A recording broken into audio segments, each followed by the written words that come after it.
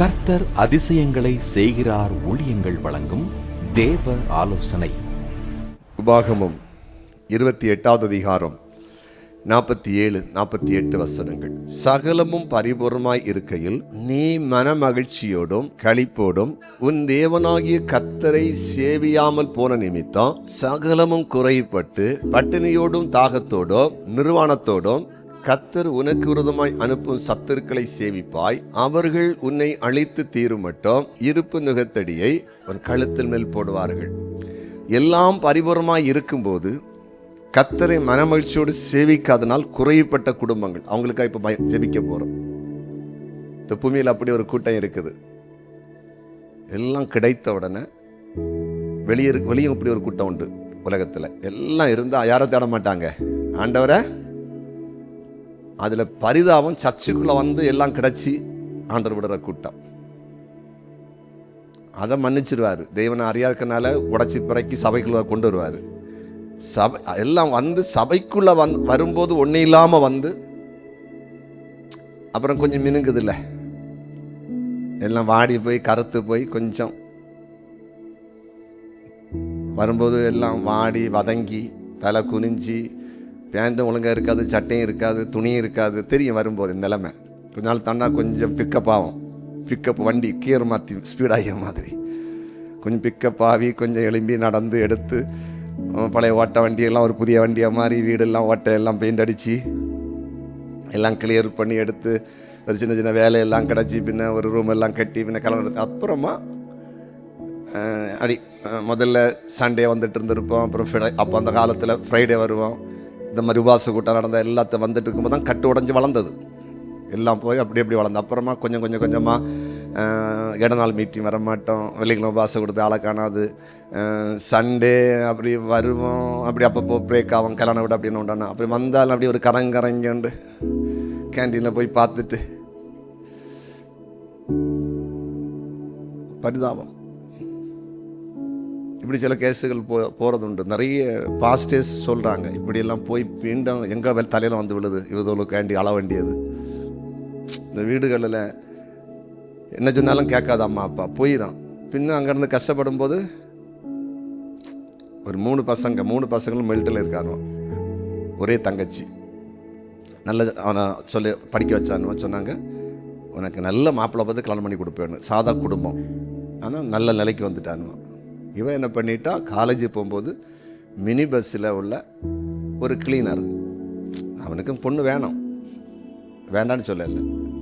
அதில் லவ் அப்போது கேள்விப்பட்ட அம்மா அப்பா விளக்கியாச்சு. அவனுக்கு பசங்க சொன்னானுவான், தங்கச்சி நம்ம இதுக்கு இது ஒத்து வராது, அது அவனுக்கு தப்பாரு, அவனுக்கு வீடு காரியம், அவனுக்கு குடும்பம், இது நமக்கு அந்த ஏணி வச்சு எட்டாது.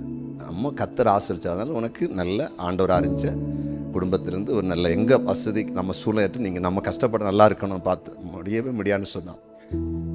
அப்போ அவங்க சொல்லிட்டாங்க, நீ அப்படி செஞ்சால் இந்த வீட்டில் வந்து ஏறக்கூடாது. அம்மாட்டையும் அப்பாட்டையும் சொல்லிட்டாங்க, ஏற்றுனீங்கன்னா அவ கூட போயிடணும், அங்கே இருக்கக்கூடாது. இப்போ போயிட்டா. அம்மா அப்பாவுக்கு பயம், மிலிட்ரிக்காரன் வரல. ஆனால் அவளுக்கு மேலே இவங்களுக்கு கோபம்தான். ஆனாலும் இவ போனவன் நல்லா இருந்தா, ஒரு குழந்தை கிடச்சிது, அவன் இனி ஒருத்தையை கொண்டு போயிட்டான். அப்படி தானே இருக்கும், இது இப்போ இந்த மாதிரி அப்படி தானே இருக்கும். இவன் குழந்தைய கொண்டு அலைய ஆரம்பித்தான். வாடகை வீடுன்னு சொந்த வீடு ஒன்றும் இல்லை. ஒரு நாளைக்கு நம்ம சர்ச்சுக்கு வரும்போது இந்த அம்மா சபைக்கு வர ஆரம்பிச்சு, வழியில் பார்த்து அந்த பஸ்ஸில் யார் அம்மா ரொம்ப கஷ்டப்படி, அம்மா ஏதாவது எனக்கு ஹெல்ப் பண்ணுங்க, அம்மா பயிர் அரைஞ்சா கொண்டு போடுவேன். நேராக மாவட்டத்தில் இறங்கி இங்கே வந்துட்டுது. அம்மையை கூட இங்கே அம்மா சொல்லுது, எனக்கு என்ன செய்ய முடியும், அரைஞ்சா கொல்லுவானுவான். அதனால் என் பாஸ்டர் ஜோம் பண்ணி விடுங்க, அவன் இன்டர்னே போயிட்டு பார்த்தீங்களா. அப்போது இவ்வளவு அந்த அண்ணம்மா இருக்குது. ஏன்னா அண்ணன் அப்படி தங்கச்சி, ஒரே தங்கச்சி 3 பசங்களை எப்படி வச்சுருப்பானுவான்.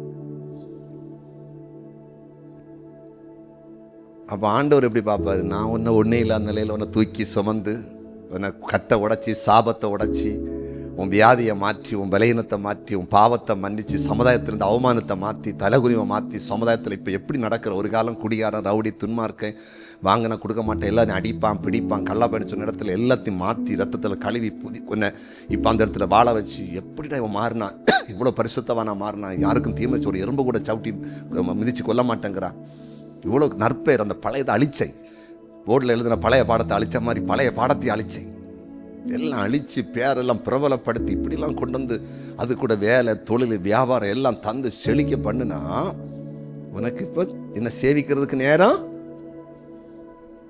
சர்ச்சை வர நேரம் இல்லை. வந்தாலும் காலு மேலே காலை போட்டுக்கிட்டு, உடம்பு இருக்காது சிலருக்கு, அட்டி அட்டி அட்டி டான்ஸ் சபையில்.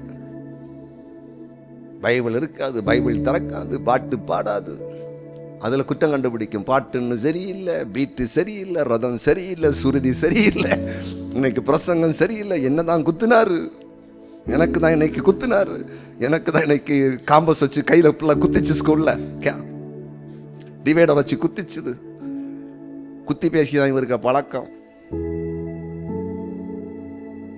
பரிதாபம். கடைசியில் வாழ்க்கை என்னாகும்?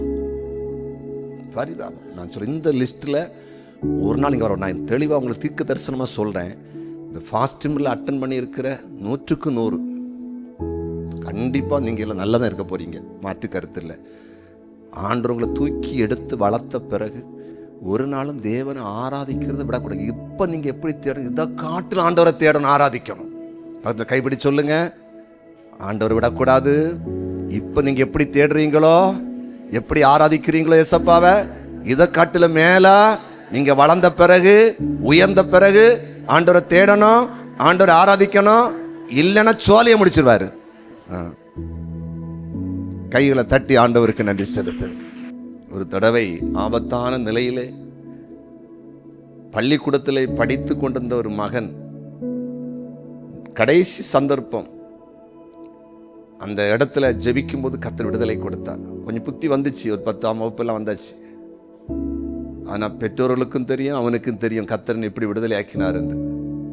ஆனால் வளர்ந்து நல்லா படித்து நிலைக்கு வந்து திருமணம் ஆன பிறகு தேவனை தேடுவதற்கோ ஆராதிப்பதற்கோ தேவனுடைய ஊழியத்தை தாங்குவதற்கோ பிரயோஜனமே இல்லாமலே போய்கொண்டிருக்கிறது. நான் சில குடும்பங்களுக்காய் ஜெபிக்கும் போது இதெல்லாம் ஞாபகப்படுத்துவார். பார் எங்க போகுது வண்டி, கடகட வண்டி, லொடலோட வண்டி எங்க போகுது, முடிவு என்னப்பா, முடிவு என்ன? சில வேளையில் இந்த சபை விட்டு இன்னொரு சபையில் போனாலும் அவங்க நினைப்பாங்க ஒரு பெரிய ஃபேமிலி வந்துச்சு, இன்ஜினியராக, டாக்டராக, கலெக்டராக. நிலைமை என்னப்பா, நிலைமை என்ன? ஓலசெட்டாக இருக்கும்போது ஒரு சகோதரன் ஒரு ஒர்க் ஷாப்பில் வேலை பார்த்து கொண்டு வந்தான். இங்கே வந்து அவங்க சகோதரி குடும்பம் இங்கே வரும். அவனுக்கு அப்ராடுக்கு போகிறதுக்கு ஒரு வாய்ஸ் கிடச்சி. ஒரு பெரிய கம்பெனியில், அவன் கார் கம்பெனியில் இங்கே வேலை பார்த்தனால படிப்பு கம்மி தான். அந்த எக்ஸ்பீரியன்ஸ் வச்சு ஒரு பெரிய கார் கம்பெனியில் இன்டர்வியூ. அப்போது ஒரு 15-17 வருஷம் முன்னால்.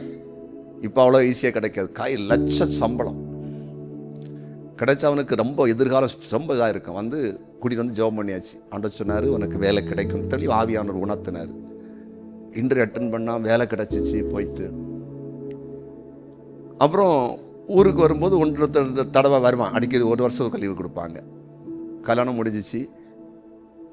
அப்புறம் அப்படியே போய் நம்ம சபைக்கு ஆப்போசிட்டாகவே பேசுகிறது, அந்த மாதிரி வேறு மற்ற சபைகள் தான் கரெக்ட் அப்படி இப்படின்னு சொல்லி. நான் ஒரு அப்ராடு போயிருக்கும்போது அதே சபையில் எனக்கு பிரசங்கிக்க அழைச்சிருந்தாங்க. ஒழித்து போயிருந்தேன். இந்த சபையில் விசுவாசி. அங்கே இவங்க கோயரில் பாட்டு, பொண்டாட்டி மனைவி என்ன நடக்குது என்ன கண்டுச்சுடாரு, பாத்தியா இங்கே பாடுன ஆடுன. அதனால் வச்சிருக்க ஒரு